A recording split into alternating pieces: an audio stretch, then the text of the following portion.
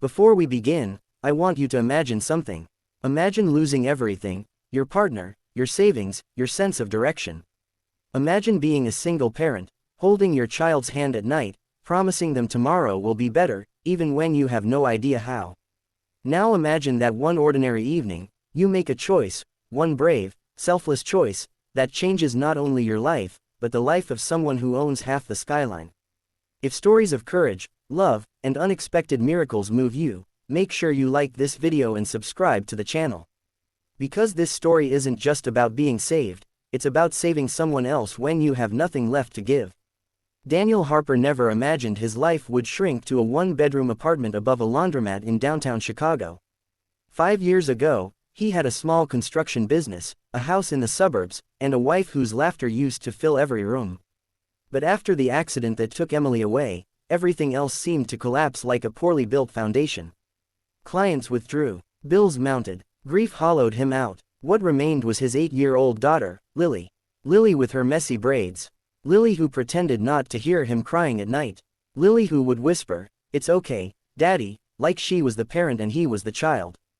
Daniel worked 2 jobs now: construction during the day, security at night in one of the tallest luxury towers in the city, the crown jewel of Chicago's skyline, a glittering building overlooking Lake Michigan.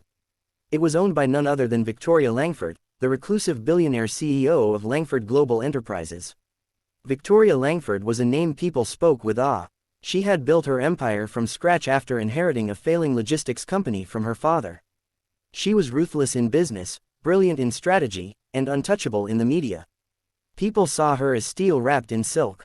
But steel can crack. One freezing November night, Daniel had just started his shift when the storm rolled in. The wind howled against the glass facade of the skyscraper. Rain lashed sideways. Power flickered across parts of downtown. Inside the security room, the monitors buzzed and glitched. Then one feed went black, the private penthouse level. Daniel frowned. That floor was rarely occupied. Victoria only stayed there occasionally when she was in the city. Protocol said to notify management. Instinct said something wasn't right. Minutes later, an emergency alert blinked across the internal system: elevator malfunction, penthouse access disabled. Daniel grabbed his flashlight and radio. "Control, I'm checking it out." The higher he climbed the emergency stairwell, the more the wind roared. When he reached the private access door, it was jammed. He forced it open and stepped into darkness lit only by flashes of lightning.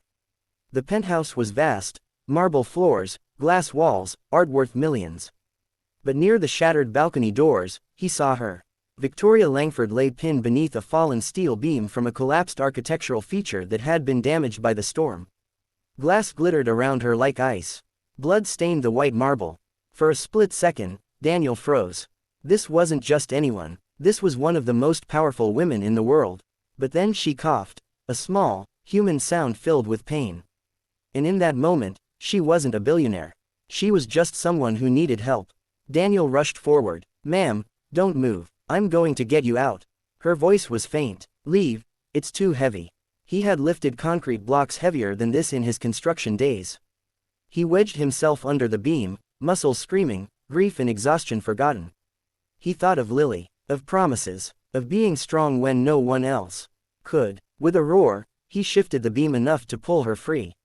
Emergency crews arrived 20 minutes later, but Daniel had already wrapped her in his jacket, applying pressure to her wound, speaking to her to keep her conscious.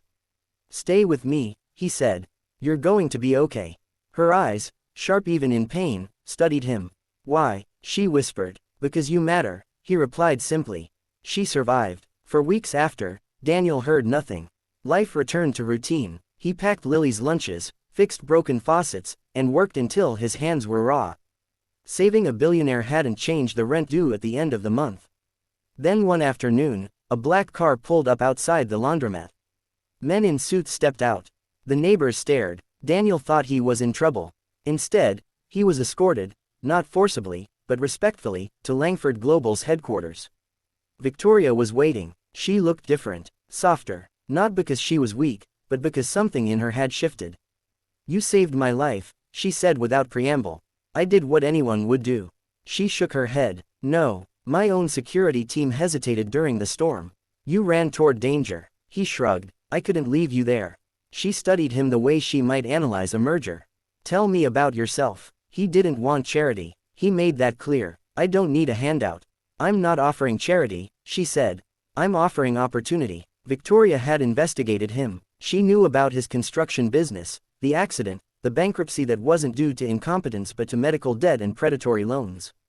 I'm expanding into sustainable housing projects, she continued. Low-income communities. I need someone who understands both construction and struggle. He stared at her. You want me to run it? I want you to lead it. Daniel hesitated. Fear crept in, the fear of failing again, of risking stability for hope. That night, Lily asked him, Daddy, why are you sad? I'm not sad, he said. You're thinking about being brave again. He smiled. Kids saw everything. Yes, he admitted. Then be brave, he accepted. The months that followed were not easy. Corporate executives questioned him. Investors doubted him. A single dad from a rundown apartment didn't fit their image of leadership. Victoria stood firm. He saved my life, she told her board. And he understands the lives we claim to want to improve. Daniel worked tirelessly. He designed affordable housing that was dignified, not degrading. Parks, community centers, real materials, not shortcuts. And he visited every site personally, sometimes with Lily at his side, her small hand gripping his. The first housing complex opened the following year. Families moved in, families who had lived in cars, in shelters, in fear. At the ribbon-cutting ceremony, Victoria handed the scissors to Lily. This was your father's vision, she said quietly. Later that evening, Victoria invited Daniel and Lily to the penthouse, the same one where everything changed. The balcony had been rebuilt, stronger than before. I spent my life building an empire, Victoria said, looking at the city lights. But when I was trapped under that beam, none of it mattered. Money couldn't lift it, power couldn't move it, only a person could. Daniel said nothing. I don't want to just give you money, she continued. I want to give you partnership. She transferred significant shares of the new housing division into his name. Not as a gift, but as earned equity. She also set up a trust fund for Lily's education. Daniel felt overwhelmed. This is too much. No, Victoria said softly. It's not enough to repay a life. But what she truly gave him wasn't wealth.